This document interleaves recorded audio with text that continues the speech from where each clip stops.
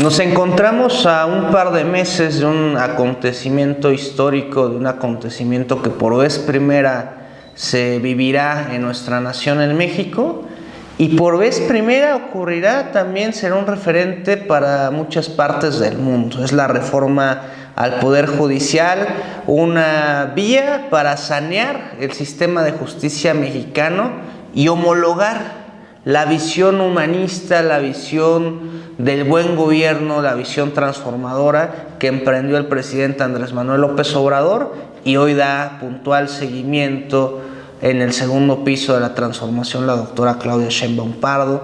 Vamos a hablar sobre la reforma judicial en el Ciudadano México y nos complace agradecemos mucho a la magistrada Arely Reyes Terán que nos acompañe, quien es magistrada del Tribunal de Justicia Administrativo en el Estado de Puebla. Bienvenida, magistrada. Gracias, Jorge. Muchas gracias. Y también a Gabriel Biestro Medinilla, quien ha sido presidente de Morena en Puebla, quien presidió el Congreso, la Junta de Gobierno y Coordinación Política del Congreso del Estado de Puebla, y hoy coordina a los regidores de Puebla Capital. Bienvenido, Gabriel. Gracias, Jorge.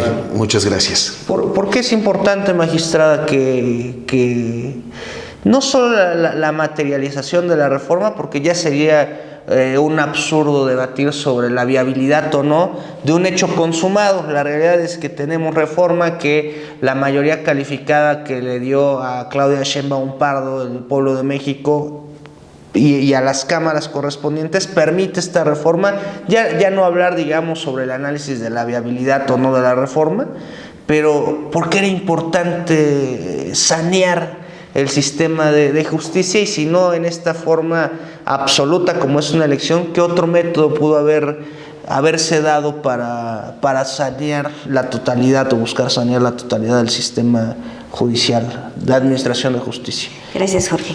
Yo creo que es importante porque lo que se busca con esta reforma, con este nuevo Poder Judicial o la nueva integración del Poder Judicial, es transformar lo que venía siendo el poder actual, el Poder Judicial actual, el Pleno de la Suprema Corte.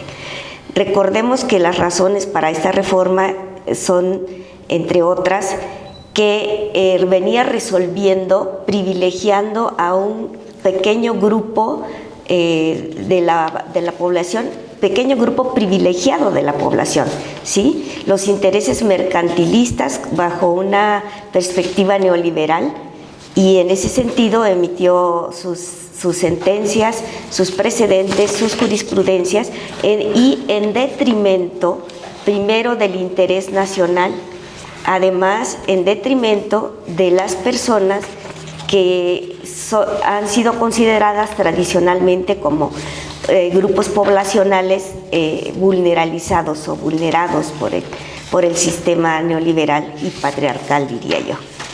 Sobre eso hay muchos ejemplos, ¿no? Yo te pondría como ejemplo el de la ley del ISSSTE, que se aprobó en 2007 a instancia de Felipe Calderón y que la Corte resolvió los amparos en 2008.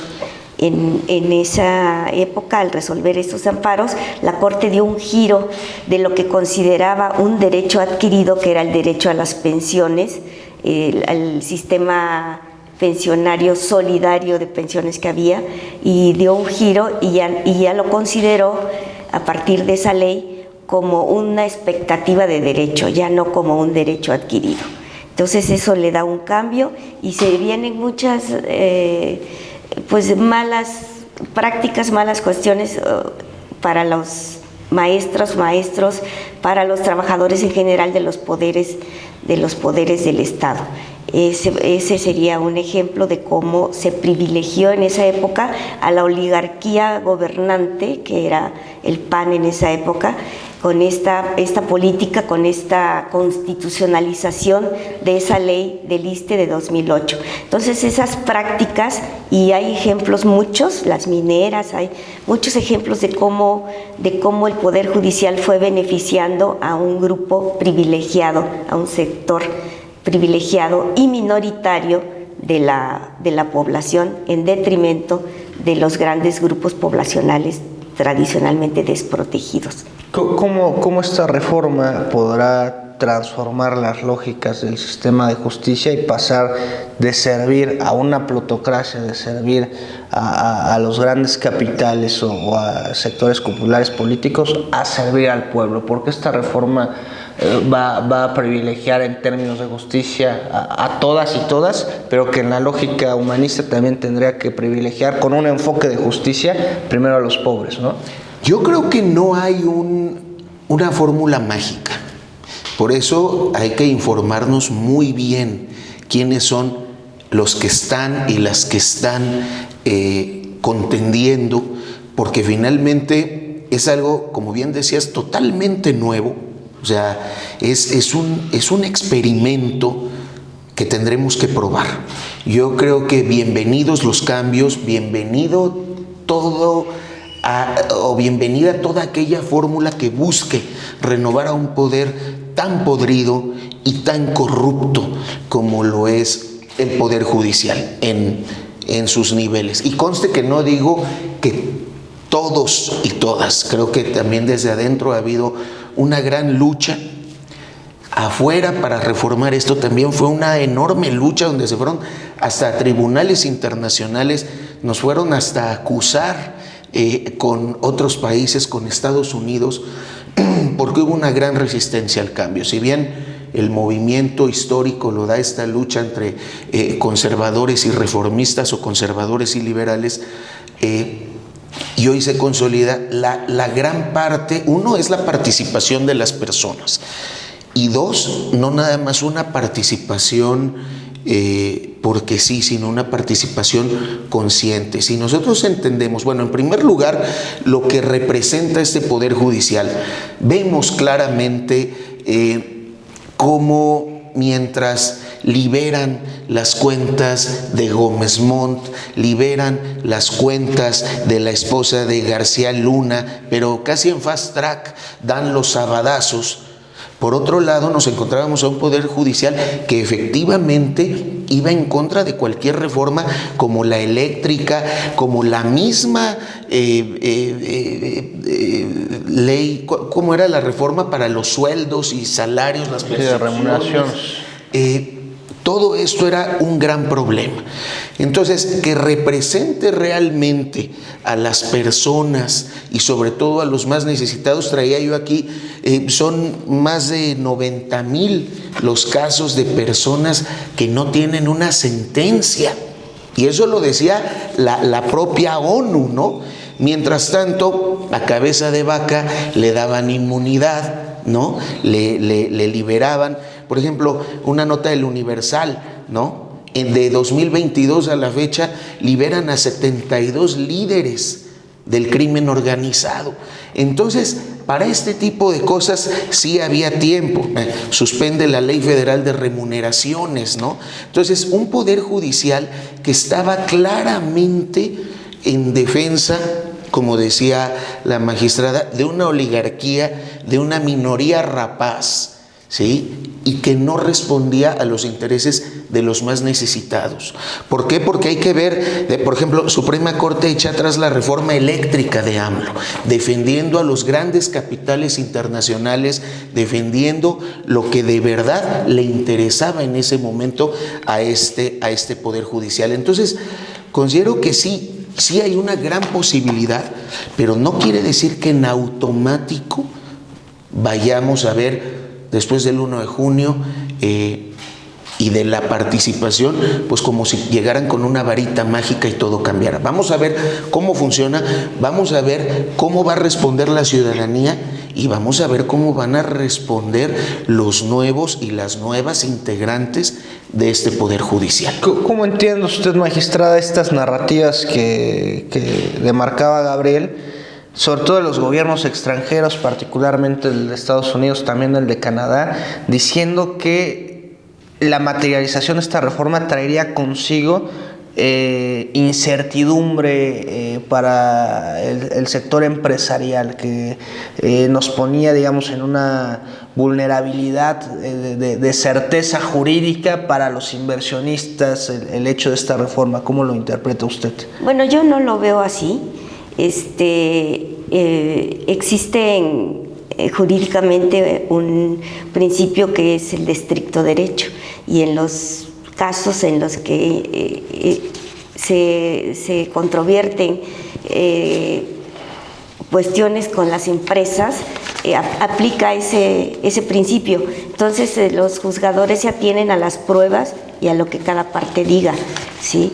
El tema aquí, yo soy muy optimista con la reforma, porque pienso que el hecho de que lleguen personas electas por vía del voto libre, secreto y directo va a hacer que estas personas se responsabilicen de las decisiones que tomen. Y además los perfiles que se han buscado a través de los diversos mecanismos que se instituyeron, legislativo, ejecutivo y judicial, pues son perfiles que, excepto el judicial, diría yo, son perfiles que van o que fueron examinados y que aprobaron esos exámenes técnicos tendiendo a una justicia social. Entonces la idea es recomponer lo que está mal hecho, ¿sí? Dejar de privilegiar intereses oligárquicos y optar por una verdadera justicia social, una justicia que transforme esa forma que teníamos de impartir justicia y vele por los derechos tanto de las poblaciones tradicionalmente discriminadas o apartadas o vulnerabilizadas, como por el interés social, y esa es la parte que nos tocaría aquí analizar en cuanto a las empresas extranjeras, ¿no?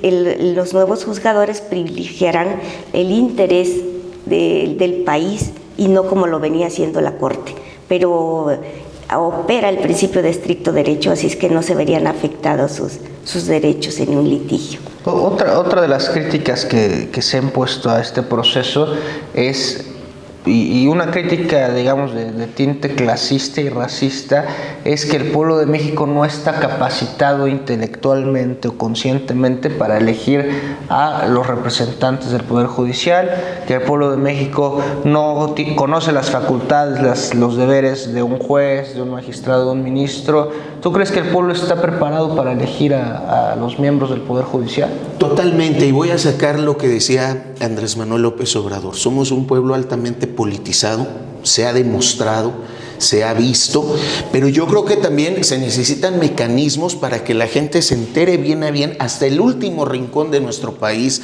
hasta el último rincón de nuestro estado, quiénes son los que están participando, quiénes son las que están participando, porque ojo, también por ahí hay colados, entonces hay que tener cuidado. Aún así, creo que estamos en un alto grado de politización y se ha demostrado.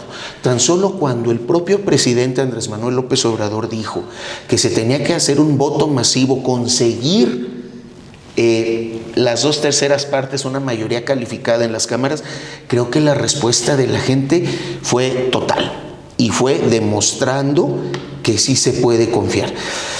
Quería regresarme un poquito a lo que le preguntabas a la magistrada. Me pareció muy interesante de que había miedo de que no iba a haber certeza jurídica. Yo creo que más bien lo que les daba miedo era que no iba a haber certeza para el abuso. Había muchas inversiones. Tenemos la de Calica, se llama Calica, la de Quintana Roo, donde sí tenían una gran certeza de que podían venir a hacer lo que quisieran y no iba a haber un poder judicial que los detuviera porque obedecía a una cúpula. Así como hablábamos de esa parte del nepotismo y de la corrupción y de la falta de interés en los asuntos de quien menos tiene, pero de un gran interés en los asuntos que representaban miles de millones de dólares, ¿sí? Entra esa parte fundamental. Aquí hay una gran labor que tienen que hacer los medios como el tuyo o los ciudadanos, las ciudadanas, de ir y hablar y decir qué es lo que se está jugando en este caso. Un gran avance ya lo hay. De verdad lo considero algo histórico y como bien lo decías, no nada más a nivel nacional sino mundial. Escuchaba yo en España a la gente decir que estaban al pendiente de cómo funcionaba porque podía ser un hito, ¿no? Así es, un gran parteaguas a nivel mundial. Lo quieren minimizar diciendo que puede ser cualquiera, que iban a terminar con la carrera judicial cuando ahora votamos en el Cabildo la reforma a la Constitución del Estado en este tema. Yo decía, como si de veras hubiera existido una verdadera carrera judicial, ¿no? Antes en el Poder Judicial. La gente que de verdad venía desde abajo tenía toda una nata, todo un tapón para poder acceder a donde de verdad podían acceder con méritos, y que estaba pues para los familiares, para los compadres, ¿no? Yo de hecho mencioné varios casos que aquí tengo donde no había carrera judicial, ¿no? Jorge Benito Cruz Bermúdez lo ponen como magistrado porque fue presidente de un partido aliado al morenovallismo, ¿no? Casos como el de Alfonso Siriaco, Israel Mancilla, Carlos Loranca, Froilán Pedraza, son muestra de esos compadrazgos. Son muestras de esos. Oye, hay uno que de irse de ser representante ante el Consejo Electoral se va de magistrado. Eso ya no puede seguir pasando. Ahí es donde no había carrera judicial, ahí es donde los que de verdad valían no podían entrar si no tenían una buena palanca, un buen compadre. ¿Qué necesitamos? Que la gente participe, apoye, se informe, y si bien van a querer, lo platicábamos al inicio, van a querer imprimir un toque de fracaso en este primer proceso, porque realmente tenemos que pensar que no va a ser un proceso que tenga una gran participación como lo pudiera ser una elección presidencial, por ejemplo. Sí es un primer paso enorme, un primer paso para la justicia y para la transparencia, para la honestidad, para la rendición de cuentas y para la democratización del Poder Judicial. Esto que comenta Gabriel respecto a la votación de 2024, donde el propio presidente instaba a esto, a la consumación de un plan C para materializar la reforma judicial, ¿qué piensa que la sociedad mexicana encuentra de positivo, de trascendente en la 4T para refrendar no solamente la votación que tuvo Morena en 2018, sino todavía 6 millones de votos más? ¿Por qué la sociedad mexicana vota por Morena? Porque precisamente está bien informada, como decía el regidor, está muy bien informada, y como decía el presidente López Obrador, por eso la gente se informa, entiende la situación y vota, participa. Yo espero que eso también suceda en esta elección, que haya participación. Sí se prevé que no va a ser tanta, pero dependerá mucho de lo que haga el INE y de lo que hagamos los candidatos. Y en un segundo momento tendrán que ser electos el Poder Judicial o los miembros del Poder Judicial local, también en esta forma por voto popular, ¿es así? Así es, solo que será en 2027, sí, pero va a ser igual una elección libre, abierta para toda la ciudadanía, que se elijan. Y es que los problemas en los poderes judiciales son similares, ¿no? Otro de los grandes problemas que hubo para que se diera esta reforma es la inmensidad del nepotismo cruzado que se daba en el Poder Judicial Federal. Hasta un 70% eran familiares entre sí, y Puebla, bueno, no está exento de eso, ¿no? ¿Y qué tipo de campaña puede esperar la ciudadanía? Es decir, ¿será una campaña más bien de contrastes entre personas? Porque en términos de ejecución laboral, en términos de propuesta, pues cualquier juez, magistrado, ministro tiene sus facultades bien definidas, ¿no? ¿Es más bien un contraste de perfiles esta elección, o qué reflexión hace usted? No, de perfiles y de sus propuestas, de qué es lo que quiere hacer. Yo creo que la ciudadanía tendrá que diferenciar entre quienes continúan con el mismo discurso de la Suprema Corte, del mismo discurso de que supuestamente existe, por ejemplo, una protección a las mujeres y las niñas a través de los famosos protocolos que han sacado para la igualdad de género o para juzgarla con violencia de género, cuando sus resoluciones muchas veces dicen otra cosa. Pero si el candidato o la candidata va a ir por hacer lo mismo, por reiterar lo que dice el Poder Judicial, pues es obvio que la ciudadanía se va a dar cuenta y verá qué candidatas van por cuestiones transformadoras realmente, por un compromiso transformador con la justicia social en este país. Hay un análisis que creo que es valioso hacer en términos del progresismo latinoamericano, de esto que se ha llamado lawfare o guerra judicial. ¿Qué ejemplo, qué parteaguas implementa México como nación a partir de renovar el Poder Judicial, que no solamente era el Poder Judicial, sino la oposición constituida al nuevo régimen mexicano? Los partidos políticos, el PRIAN está desplazado desde hace mucho, entonces la oposición mexicana desde 2018 a la fecha se ha resguardado en el Poder Judicial y en los grandes medios, tradicionales medios de comunicación. ¿Qué representa para el progresismo latinoamericano esta reforma en México? A ver, es muy bueno esto y digno de analizarse, porque yo creo que, para empezar, el régimen progresista mexicano ha logrado una estabilidad política y económica que pocos regímenes en Latinoamérica han tenido. O sea, realmente hay una gran estabilidad en lo político y en lo económico. Pero además, en esta segunda elección, no nada más se ratifica, sino se refuerza el proyecto con esta enorme votación. Hace unas semanas que también estuvimos en esta mesa y decían que es que Morena quería todas las canicas y que quería ahora apoderarse del Poder Judicial. Yo les decía, no, sería al revés. Yo creo que Morena hoy tendría el poder suficiente para poner a quien quisiera. Es más, algunos podrían ver hasta políticamente erróneo el hecho de que Morena, en una situación de tal poder, lo soltara. Pero es cuando Morena aprovecha para soltarlo. Que no haya un poder judicial que dependa de una cúpula política, ¿no? Hoy Morena, con lo que tiene en el Senado, con lo que tiene en San Lázaro, con lo que tiene en las gubernaturas, en los congresos locales, hubiera podido arrasar en el Poder Judicial y poner a todos y cada uno de sus integrantes.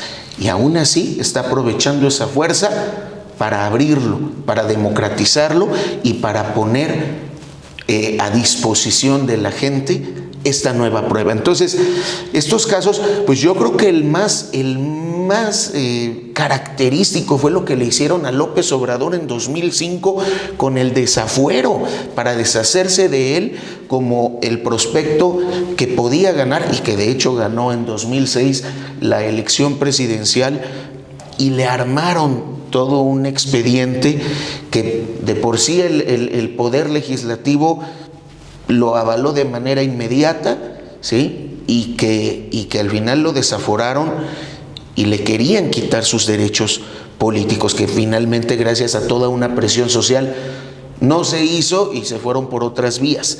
Pero el tema de democratizarlo hoy es fundamental. Ahorita también decía la magistrada que Puebla no se salvaba de todas estas cuestiones de usar al Poder Judicial, ¿sí?, como una agencia de empleos para la familia.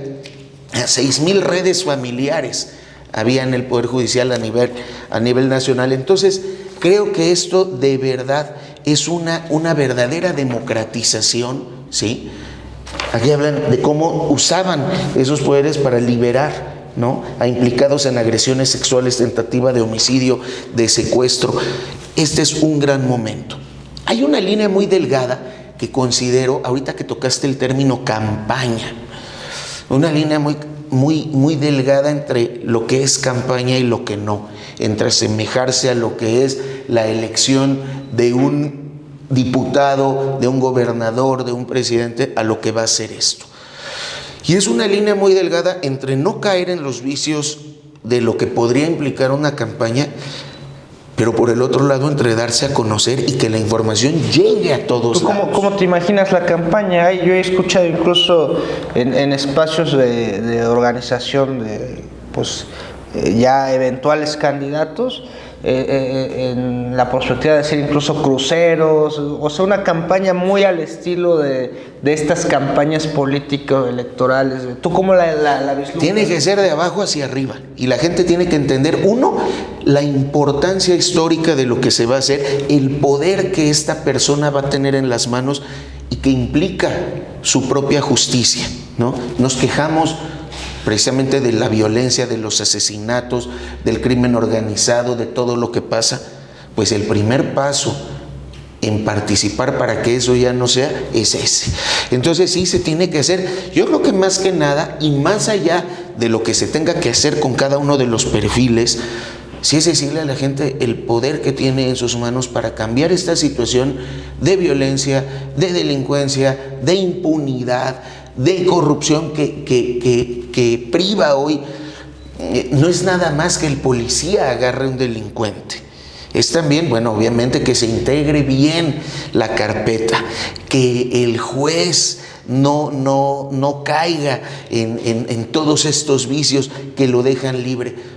Ahí el primer paso lo vamos a dar nosotros, y la campaña tiene que ser en la participación y obviamente, como bien decían ahorita, en una comparativa de perfiles, de historias, de carreras que la gente tiene que conocer, pero el primer paso sería que sepan qué va a pasar y el poder que hoy la ciudadanía tiene en sus manos. Otra de las críticas que hacen los detractores de la reforma, y que me parece que es de las críticas más sustantivas, más firmes, es que la solución al tema de impunidad de justicia en México no recae solamente en el Poder Judicial, que hay que hacer una renovación absoluta también en las fiscalías y también en un área que fue incorporada en el pasado reciente al Poder Judicial, pero que ordinariamente lo llevaba el Poder Ejecutivo, que son los defensores de oficio también, por ejemplo.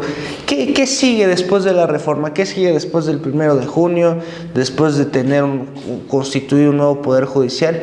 ¿Qué hay que hacer con los órganos de procuración de justicia? Yo escuché recientemente en una mañanera que la presidenta anunció el inicio de foros precisamente para transformar fiscalías y para transformar el sistema de impartición de justicia.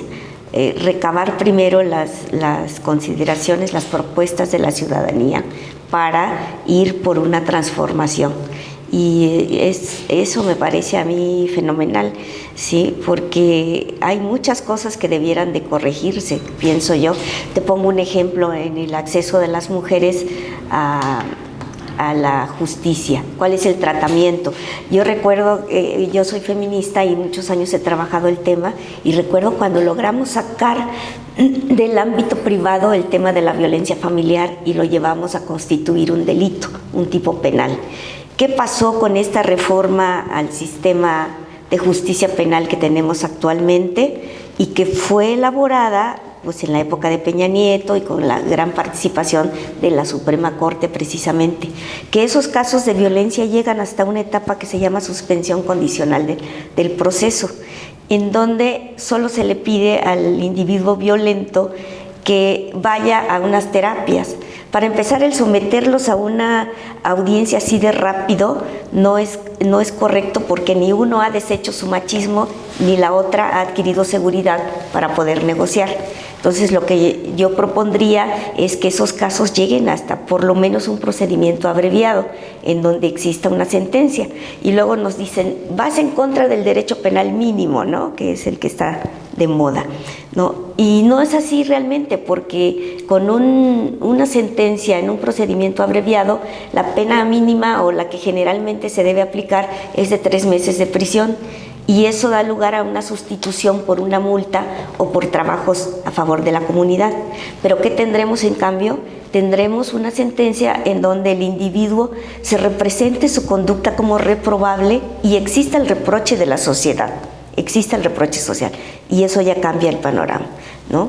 Por citarte un ejemplo de lo que yo considero debería modificarse. Y así requiere de muchas reformas. Yo escuché que se anunciaron el inicio de esos foros y de verdad me parece pues una cuestión muy importante que haya y que eso siga a la actual reforma. Ahora, estos parámetros de impunidad en México que alcanzan el 96% de impunidad de los delitos, naturalmente es una impunidad que se sostiene a partir de la no denuncia, porque el 89 o 90% de los delitos no se denuncian. ¿Por qué la sociedad mexicana no denuncia los delitos? ¿Qué análisis se hace? Pues porque no encuentra la protección que debería en las fiscalías y en el sistema de justicia, en los poderes judiciales, creo yo, que es la mayor razón. Son trámites tediosos y bueno, eso hace que se desanimen y no denunciar. Y precisamente por esto, se detiene a un hombre que ejerce violencia y al ratito sale y no pasó nada, y la violencia crece, y después de la violencia familiar viene el feminicidio, viene la violación conyugal, es un círculo que va creciendo. Entonces, pues sí es preocupante, ¿no? En esta mesa hace unos meses platicábamos con Pablo Iglesias, fundador de Podemos, director hoy de un canal de comunicación, Canal Red, y él hacía una reflexión muy potente en términos de que la izquierda debe tomar todo tipo de espacios, no solamente los espacios políticos electorales. Hablaba él que es necesario que haya jueces de izquierda, magistrados de izquierda, ministros de izquierda, militares de izquierda, generales de izquierda, miembros del sector empresarial de izquierda, si es que hay una forma de que eso ocurra. ¿Qué debe hacer la izquierda en términos del Poder Judicial esta vez? ¿Qué reflexiones o cómo debe constituirse un funcionario del Poder Judicial de izquierda? ¿Qué virtudes destacaría ese juez, magistrado, ministro de izquierda sobre el que no lo es? Me remito a la acepción más básica y amplia, que es la que daba Andrés Manuel López Obrador. Ser de izquierda es ser honesto y de buen corazón, ¿no? Yo creo que eso ya lleva el 80% del camino avanzado en lo que debe ser la izquierda. Yo creo que tener un sentimiento de hacer el bien es fundamental para cualquier servidor público. Poner el poder al servicio de los demás. Eso es lo que hace que el poder se convierta en virtud y es básico. No es nada más una frase de panfleto, sino es lo que debe guiar. Si uno no tiene la empatía, el corazón, el que le duela que las mujeres indígenas estén encerradas por cuestiones que luego ni siquiera saben por qué y que lleven años ahí, si eso no nos duele, si eso no nos mueve, entonces no somos gente que deba de estar en un proceso como en el que hoy estamos.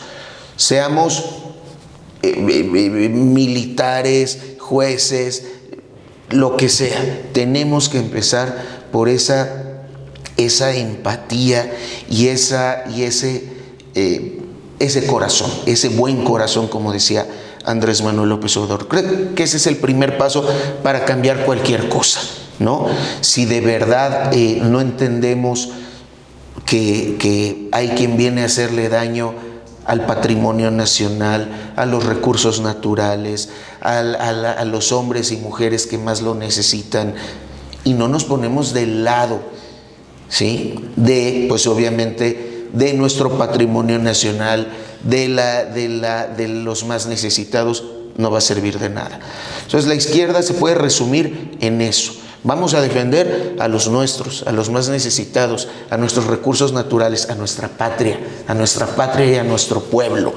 Eso es lo principal. Ahora que hablaban de lo de las responsabilidades, que en este caso empezamos con lo de los jueces, ya después veremos pues las fiscalías y demás. Este órgano que es de administración judicial se llama, ¿no? El que va a sustituir al Consejo de la Judicatura. Es fundamental. Es fundamental la labor que se va a tener ahí. Y todo eso viene enraizado en el amor a la patria y en el amor al pueblo, ¿sí? Decía yo, en esa empatía y en ese dolor que nos puede causar lo que esté pasando. Entonces, todo se debe basar en eso. Conozco a mucha gente que se dice muy estudiosa de la izquierda y del marxismo, y se dicen muy fundadores y son muy corruptos. Entonces, el hábito no hace al monje, no es nada más lo que traigas puesto, porque además ya hemos visto que de camiseta se cambia muchas veces hasta por mes. Entonces, el punto es ese dolor que nos puede causar y ese eso que nos debe de mover, ese debe ser el combustible para hacer cualquier cosa, para decirnos de verdad de izquierda. Ahora que habla Gabriel de los grupos históricamente vulnerables, en concreto de los pueblos indígenas, en su labor como administradora de justicia, ¿qué encuentra, digamos, en términos estructurales que falta por hacer? ¿Cómo? Y acceso a la justicia implica también el conocimiento de las normas en su propio idioma, en su propia lengua. Yo no sé si no solamente la Constitución de Puebla, sino los demás ordenamientos, las demás disposiciones estén traducidas a las 7 lenguas que coexisten en nuestra entidad federativa. Empezando por ahí y hacia adelante, ¿qué le duele a los pueblos indígenas en términos pues todo, ¿no? Algunas resoluciones de la Corte también. Yo recuerdo una donde dijo que se iba a hacer la consulta, pero solo para como informarles a los pueblos, a las comunidades indígenas, para informarles, no precisamente para consultarles.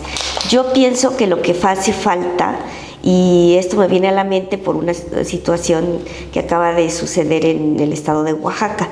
Ahí se aprobó también, igual que la nuestra, la reforma al Poder Judicial de allá, y existía una sala especializada en temas indígenas, y hubo una crítica porque la actual reforma la desaparece, pero yo creo que una sala para un estado que tiene el 70% de población indígena es insuficiente. Yo lo que propongo es transversalizar esos conocimientos, esa cultura, esos aportes teóricos que tenemos de los pueblos originarios y de las comunidades a todo el Poder Judicial, ¿sí? Que no exista nada más un protocolo como sacó la Corte y que ahí estudienla y van, no, sino que es necesario que haya procesos educativos formales para que las y los servidores públicos de todo el Poder Judicial conozcan cuál es ese cuerpo teórico de los pueblos originarios, y así poder impartir justicia con base en su historia, en sus vivencias, en lo que ellos quieren, en lo que ellos han aportado, ¿no? Y en términos de las disposiciones, ¿existen traducidas o no existen, Ale? No.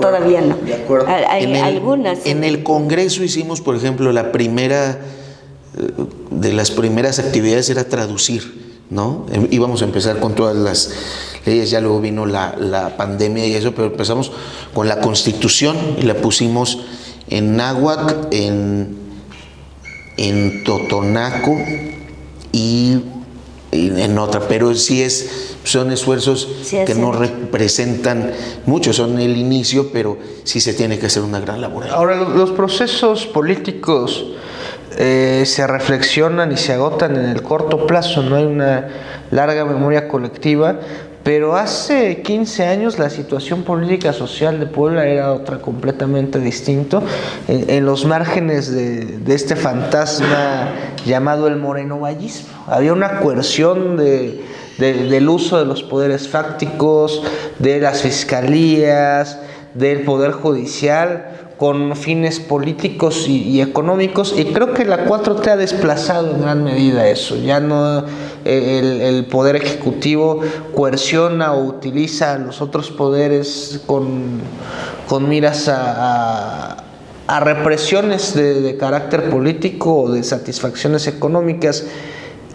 ¿Qué balance haces de eso? O sea, cómo la Cuarta Transformación ha impactado, más allá de esta gran reforma que está por materializarse, en los procesos de justicia en México. ¿Qué destacarías? Bueno, no podemos olvidarnos cuando, por ejemplo, con los famosos proyectos de muerte, los megaproyectos, todas estas presas hidroeléctricas que iban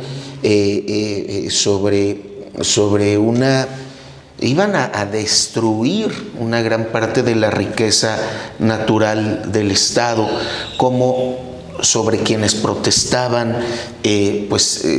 se abalanzaba el propio Poder Judicial para sentenciarlos, ¿no? Mientras se buscaba que pues a los que estaban en ámbitos de las conductas antisociales y del huachicol y de todo eso tuvieran un trato mucho más suave, ¿no? Bien lo decías, la represión, el gasoducto, ¿cómo se llamaban? Las megaciudades, o esto que querían implementar en comunidades indígenas. A quien se oponía, el Poder Judicial servía como un arma, como una herramienta para evitar que esto se llevara a cabo. Hoy a muchos a lo mejor ya se les olvidó porque es un mal recuerdo, y qué bueno, a lo mejor el olvido es un signo de que ya pasó, pero también creo que no se nos puede olvidar lo que puede significar un poder judicial eslabonado de mala manera al poder ejecutivo. Hoy hay una gran oportunidad de que eso cambie. Y yo creo que, regresando al asunto de las campañas, que no son campañas, pero en parte sí son campañas, eso de ir y recorrer, y lo que también nos enseñó esta 4T, de que la gente se sienta tomada en cuenta y se sienta escuchada, y de que se les llegue y se les toque la puerta y decir, oye, quiero ser, ¿no?, en este lugar quien te represente en el Poder Judicial. Eso es algo básico, algo muy de la 4T, pero además que la gente está esperando. La gente sigue esperando, porque lo hemos visto hoy, que la escuchen. Me encanta que haya procesos como el que hoy está en el municipio con Pepe Chedraui, de los famosos martes ciudadanos, sí, que medio se habían pausado.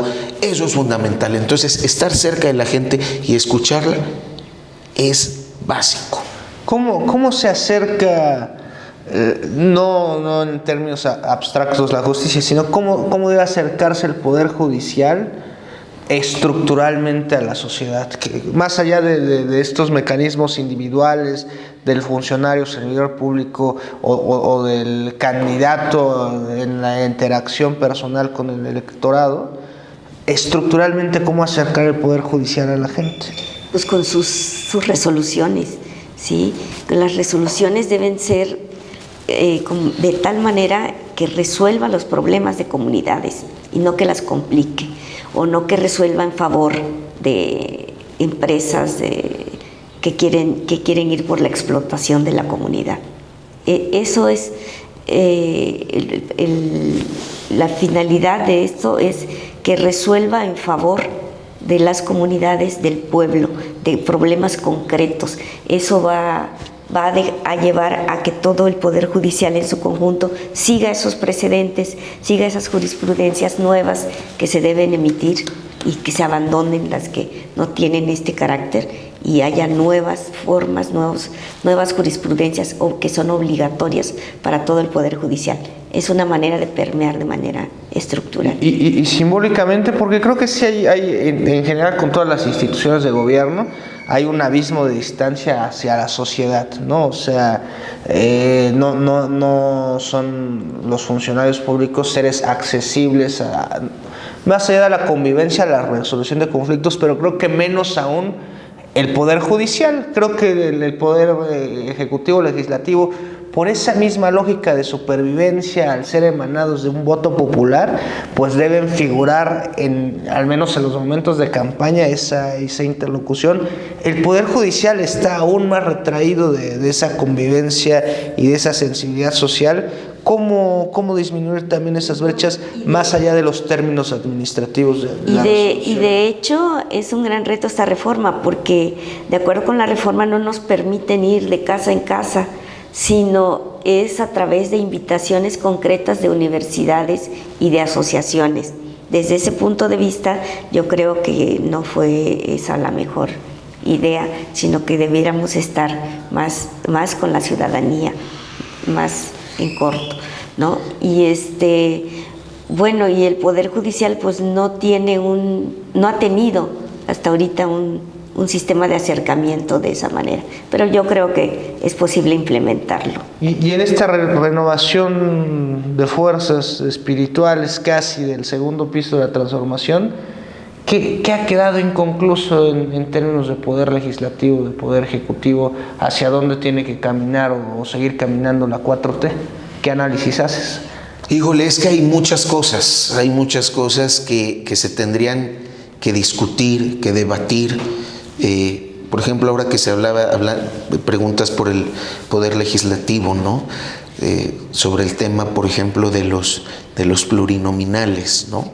Ese es todo un tema. Yo sí estoy a favor de los plurinominales porque fue un método por el que la oposición, en un momento aplastante, que teníamos prácticamente un partido único, tenía posibilidades de asomarse, de tener una palestra y donde hablar, ¿no? Creo que también se tiene que tomar hoy en serio el tema del fuero. Seguimos viendo que el fuero existe. La reforma que el propio presidente había mandado, recuerda que la reformaron en el Senado. Y seguimos viendo un tema, si ya es mucho menor, pero sí de privilegios que deben de cambiar. Eso le tocará también al Poder Legislativo verlo, pero considero que todavía hay temas importantes. Y esa obligatoriedad, efectivamente, de acercarse a la ciudadanía. A ver, un gobierno, aunque sea muy obeso, el gobierno es muy pequeño respecto a la población. O sea, no te van a alcanzar los días de un trienio o de un sexenio para atender a todo mundo. Tuvimos a un presidente que visitó 3 veces los 2.500 municipios del país y aún así había lugares donde decía, es que yo no lo conozco y no se acerca a la gente. Cuando tú estás aquí en las colonias, puedes ir a una colonia 2 o 3 veces y cuando llegues la tercera o la cuarta vez, hay una persona que te va a decir, es que nunca vienen. O sea, ya somos muchísimos. Entonces, encontrar los mecanismos de contacto, tal vez decía yo, el ayuntamiento pone un martes ciudadano y recibe a la gente, ¿no? El gobierno estatal tenía esos martes ciudadanos y recibía a la gente, y aún así hay gente que no alcanza a ser escuchada. Pero hoy tenemos la tecnología a la disposición para hacer más fácil este contacto, y no nada más el contacto, sino el entender los problemas que existen y ver cómo se pueden resolver. ¿Por qué? Porque igual el gobierno es piramidal y a lo mejor, ¿por qué no? Pensar que sí se pueden resolver de uno en uno inclusive los problemas. El Poder Judicial hoy está entrando 6, 7 años después de esta ola que democratizó México. Hoy por fin el Poder Judicial está entrando. Tengo muy buenas expectativas porque, como lo he dicho siempre, peor que como está ahorita no puede estar. Entonces, pase lo que pase, creo que va a ser un gran paso, y sobre todo pensar en personas que de veras tengan esa conciencia social, esa sensibilidad y esa empatía para con la gente. Así como se habla del código de ética que debe haber, creo que también un código de ética social, y de que cada una de las contendientes y cada uno de los contendientes decir, a ver, mi vía, ¿sí? Por primera vez vamos a poder elegir eso. Mi vía es la defensa de los que menos tienen, la defensa de los recursos naturales, ¿sí? Claro que sí, la soberanía. Así es, el hacer fácil que venga una inversión, pero siempre con respeto a la cultura, a los recursos, a quien menos tiene. Ese es el perfil social que hoy podremos elegir y que tenemos que estar muy pendiente para hacerlo así. Unas conclusiones, magistrada, por favor.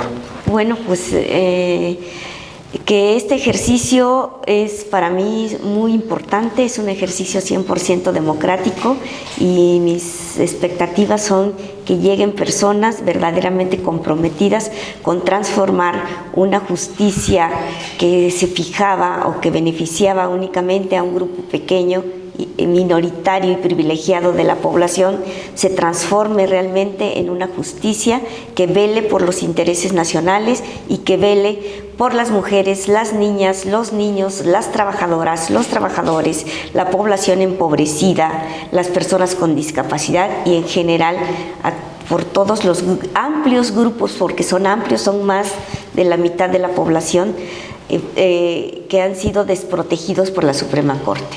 Y esas son mis expectativas. Gracias por su participación. Una conclusión, Gabriel, por favor. Pues nada más que estamos ya en el umbral de una nueva época para el Poder Judicial. Todos debemos informarnos, todos nos quejamos hoy en día de lo que es la delincuencia, la inseguridad, la violencia, pero creo que el primer paso lo podemos estar, o el primer ladrillo lo podemos estar poniendo nosotros, participando e informándonos. El mundo está a la expectativa de qué es lo que va a pasar con esta reforma y creo que México, así como la Constitución en una época fue la avanzada a nivel mundial, hoy esta reforma lo puede ser. ¿Qué necesitamos? Nada más pensar muy bien en quién vamos a votar. Que a lo mejor puede haber, acarrear a lo mejor los vicios que siempre una elección popular va a traer. ¿Y la disputa por el poder? Que es la disputa por el poder, pues sí lo va a hacer.